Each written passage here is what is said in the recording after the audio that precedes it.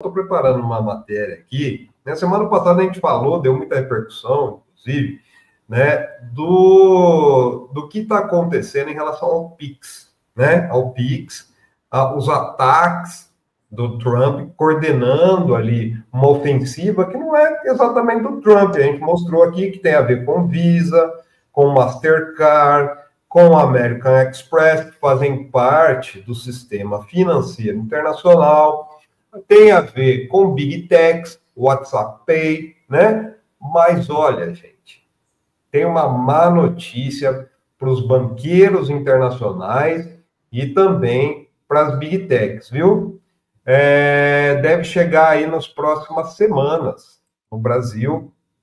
Deixa eu pegar certinho a informação aqui que eu tenho. Daqui a pouquinho eu vou fazer uma matéria lá na Fórum para vocês terem mais detalhes disso, mas já está em articulação a chegada no Brasil de um sistema de pagamento de cartão de crédito que é o maior do mundo através de cartão de crédito e que, me disseram, não tem juros tão extorsivos.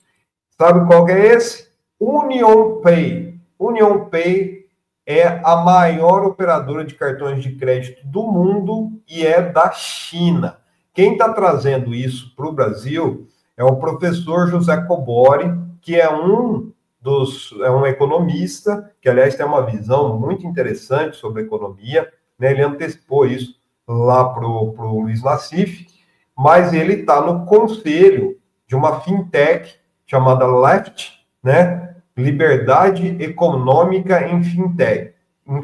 Não tem nada a ver com esquerda, não, viu? É Left, chama a empresa, né? Mas é Liberdade Econômica em Fintech, viu? Não é Left de esquerda, não.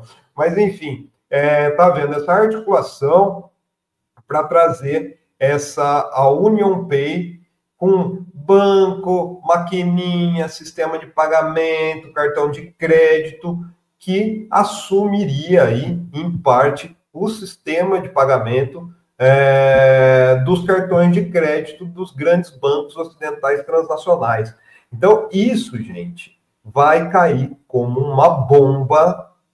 Por qual motivo? Porque a gente vai ver, viu, Eduardo Bolsonaro, que o Alexandre de Moraes vai poder continuar tendo cartão de crédito, ou mesmo com a lei magnística, o Barroso também. Então, essa articulação da ultradireita com os banqueiros transnacionais está caindo por terra. E é muito por isso que a gente vê essa reação, né? Essa reação tresloucada do Trump com o PIX, com o sistema de pagamento. Essa história, gente, essa história de defender o Bolsonaro, tá certo que existe todo um plano, a gente sabe, de expansão e de manutenção no poder, ou de alguma forma colocar as pessoas da ultradireita extremista, esse neofascismo no poder. Mas tem muito mais a ver com o incômodo que os BRICS estão causando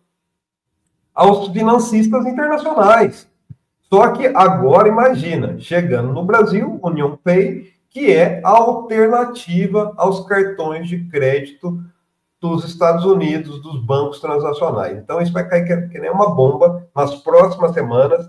Isso deve ser formalizado e deve ser anunciado oficialmente aí, justamente em meio aí à tentativa, né, essa guerra comercial desencadeada pelo Trump ao Brasil e ao governo Lula, viu, gente? Ô, Plínio, eu queria aproveitar que você falou de sistema financeiro. Você consegue segurar mais 2 minutinhos aqui com a gente? Que eu queria repercutir essa notícia com você também, que tem a ver com o mercado financeiro, e eu acho importantíssimo a gente falar disso. Eu dei no final de semana essa matéria, que é como o Eduardo Bolsonaro pode estar por trás de um crime financeiro, que foi essa manipulação bilionária do dólar, horas antes do anúncio do tarifaço do Trump, né? O que aconteceu? A Advocacia Geral da União entrou com uma ação junto ao Supremo Tribunal Federal, acionou também órgãos monetários para que seja aberta aí uma investigação que identifique quem foram os agentes do mercado financeiro no Brasil que lucraram com o tarifaço do Trump. Isso porque a Fórum já tinha dado o Spencer Hackman, que é da gestora norte-americana Tulo Capital, identificou na semana passada, antes do tarifaço do Trump, transações entre 3 bilhões e 4 bilhões de dólares que foram realizadas cerca de 2 horas antes do anúncio da tarifa. E aí, depois, esses dólares foram adquiridos, né, antes da tarifa e depois revendidos com lucro bilionário, aí acompanhando este movimento da desvalorização do real logo após o anúncio do tarifaço. Ou seja, teve informação privilegiada vazada, teve agente do mercado financeiro que estava sabendo que Trump anunciaria essas tarifas de 50%. Então foi lá, comprou dólar, na sequência vendeu e ganhou dinheiro pra caramba.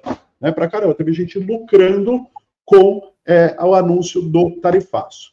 E agora a AGU pede essa investigação, né, porque ela chama isso de crime financeiro, de fato, foi utilizada informação privilegiada, que no mercado financeiro é chamada de insider trading, né, e esse pedido foi anexado ao inquérito, esse pedido de investigação, ao inquérito que já apura as ações do Eduardo Bolsonaro para coagir o judiciário brasileiro.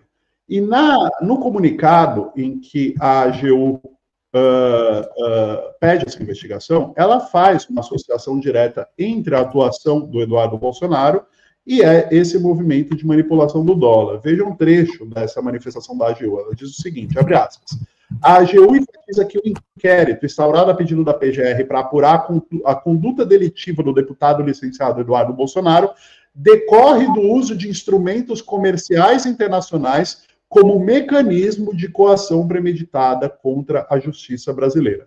Né? E aí, o documento fala aí que Eduardo Bolsonaro atua para criar uma grave crise econômica para o Brasil, para gerar uma pressão política e social no poder judiciário e impactar as relações diplomáticas entre o Brasil e os Estados Unidos. Então, o que a AGU quer é descobrir quem lucrou com essa operação, que possivelmente foi feita a partir de informação privilegiada, e onde entra Eduardo Bolsonaro nessa história, né?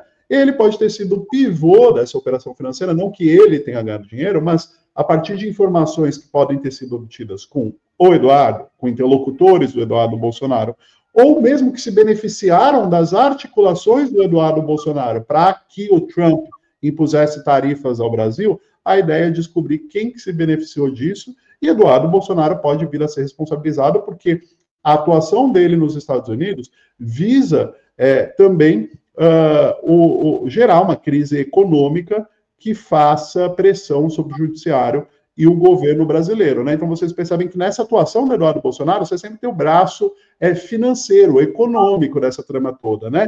Tem o Pix virando alvo da investigação comercial dos Estados Unidos, né? Aí tem a questão das tarifas, que é economia, né? É sufocar financeiramente as empresas brasileiras, né? E poucas horas antes do anúncio do tarifaço, teve gente comprando e vendendo dólares a rodo, porque sabia o que ia acontecer, sabia que o real ia cair a partir do anúncio dessas tarifas, e a ideia agora é saber qual foi o papel de Eduardo Bolsonaro nesse crime financeiro.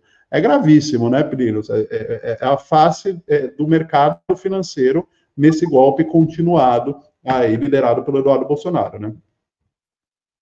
Gente, isso mostra, assim, quando os neoliberais não conseguem, ou os liberais não conseguem avançar com a sua sanha sobre o poder público, sobre os recursos públicos, sobre os direitos, eles usam o fascismo, né? Isso é claro. Então, assim, a gente já vem denunciando aqui, e é interessante, né, Ivan, Mel, que os bolsonaristas falam muito que eles são contra o establishment. O que é o establishment? O establishment é justamente o sistema que é controlado pelo sistema financeiro, pela indústria de armas, né? Pelos grandes players transnacionais sobre as economias locais. E isso se dá muito através da jogatina da Bolsa de Valores, do grande cassino que é a Bolsa de Valores ocidental, principalmente. Né? O que a gente viu nesse caso foi um movimento especulativo que é muito comum desses grandes ricaços do mundo fazerem, com informação privilegiada. Da mesma forma que o Paulo Guedes fazia aqui, com como é que ele chama lá do BTG? Me fugiu o nome dele agora, o pessoal vai lembrar daqui a pouquinho, né? Que dizia... André Esteves. André Esteves, que dizia que conversava com o Guedes, que inclusive é um dos fundadores do BTG, para antecipar decisões. Gente, isso é muito comum. E a ultradireita está com isso até, está envolvida nesse sistema. Como é que se financia, por exemplo, Eduardo Bolsonaro, se financia através do sistema financeiro, é patrocinado, é um patrocínio Visa, Mastercard, né, que essas pessoas têm para conspirar contra os países, contra a economia local, contra propostas alternativas ao sistema financeiro hoje em dia, que não tem lastro, não tem lastro. Outra grande bolha que o Trump está querendo criar dentro do sistema financeiro de novo, criptomoedas, está querendo bombar de novo, que não tem lastro. Não tem lastro, gente. Essa é a grande questão. E esse movimento especulativo em cima do dólar mostra claramente que havia ali gente com informação privilegiada, que sabia o que ia acontecer. Então, a AGU faz bem em entrar com essa ação, porque aos poucos, acho que vai mostrando tudo esse grande conluio, esse grande conchavo do neofascismo com o sistema financeiro transnacional, viu, gente?